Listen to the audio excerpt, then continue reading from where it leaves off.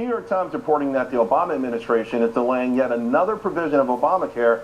This delay deals with the consumer protection part of it that limited your out-of-pocket costs. So obviously it's just fueling the push to defund the health care law. Senator Jim DeMint now telling lawmakers to take a stand, quote, politicians who oppose Obamacare should not vote to fund it. Those who want a socialized health care system should vote to fund it. There's no middle ground and no place to hide. Senator Jim DeMint is joining us right now. Senator, very strong words on the eve of what's going to be a monumental showdown. Now, before we talk about that, though, it feels like the Republicans themselves are a little bit split. You've got a lot that say defund and others that say delay. Is there a problem with delaying it?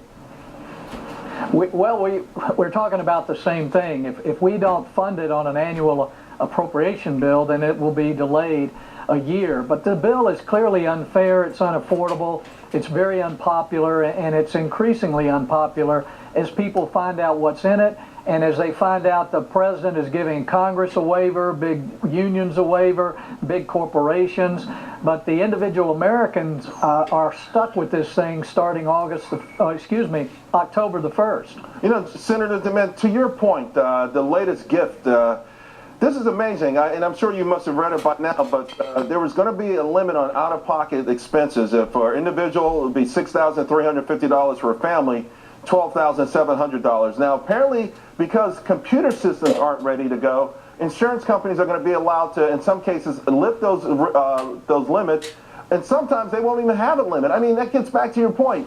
So now insurance companies get a pass. Big labor gets a pass. Unions are getting a pass. Everyone's getting a pass but the average person sitting at home watching this show. Well, you're right. And either we should all live under it or no one should. This bill is not good for America. It's going to hurt our health care system. It's going to hurt millions of Americans. All you have to do is look at Britain to see how this thing evolves over a few years. And the strategy I've heard from some Republicans is, hey, let's fund it, then Americans will see what a mess it is, and we can repeal it later.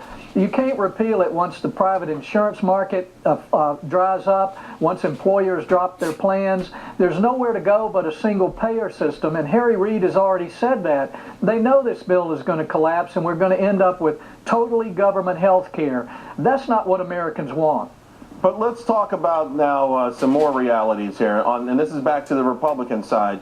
If the plan is to go after the continuing resolution and to stop this government in its tracks, to stop our paying bills in its tracks, or the president would say to hold the economy hostage, do you think you have enough members out there who can stand that kind of PR heat? Well, that's the question. Do Republicans have the courage of their convictions? Just about every Republican in the House and the Senate has run their campaign on stopping Obamacare, pledging to fight to stop it.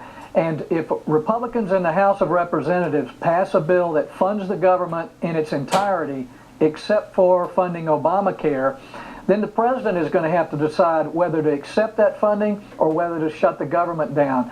Americans aren't stupid. If Republicans take a clear message to the American people, they're going to figure out that the president is shutting the government down in order to protect this law, that he's given waivers to people who supported it. It's just not fair, and I think Americans need to have this debate.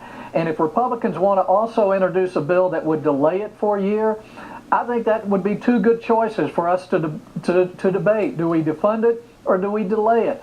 I just think legislatively, Charles, that the only way that we're going to bring this to a head is for Republicans to fund the government, but not Obamacare. I got to tell you, it's going to be one heck of a showdown, and I'm sure a lot of your fellow colleagues, or former colleagues at least, are saying you're not up for re-election. They probably would prefer to be re-elected first and to then make their stand. Well, listen, isn't that the way it works? You get re-elected and then you get a little bit more gutsy, if you will? That's not the way it's worked recently. They have told us after 2010, when Republicans won the House, let's don't have the fight now, let's win the presidency. And Americans were not inspired by that lack of fight. Now they're saying, well, let's don't do anything now, let's wait to 2014.